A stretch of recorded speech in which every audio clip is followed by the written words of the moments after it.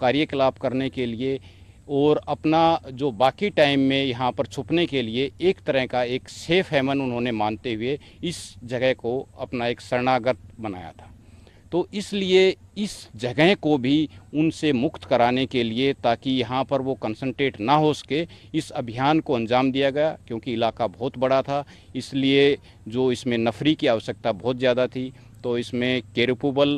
की लगभग 5000 जवान थे, दूसरी जो सिविल पुलिस के डीआरजी के वो भी जवान थे, और इसमें न सिर्फ कोबरा बल्कि जो जीडी बटालियन थे, जैसे 199 बटालियन, 153 बटालियन, 196 बटालियन, इस तरह जो भिन्न भिन्न बटालियंस के जवान एक सम्मिलित होकर के एक संयुक्त अभियान को और एक सक्सेसफुल तरीके से 21 दिन तक चलाया गया, और जिसमें बहुत बड़ी उपलब्धि मिली।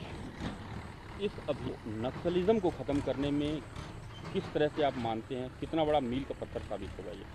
ये अभियान? जैसा मैंने बताया था कि उनका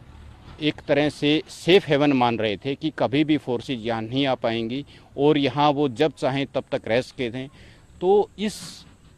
अभियान को जब चलाया गया, इनिशियली ये सोचा गया था कि ये कुछ दिन का होगा, पर जैसे जैसे फोर्सेज को सफलता मिलती गई और इस अभियान की जो अवधि थी वो बढ़ती चली गई। और इस अभियान के आप यदि रिजल्ट को देखेंगे तो रिजल्ट आपका फिगर्स में हो सकता है कि रिजल्ट कम दिखाई दे, क्योंकि इससे जो छोटे ऑपरेशन थे उसमें भी उनकी जो किलिंग्स थी वो बहुत ज़्यादा हुई है। परंतु इस अभियान में जो एक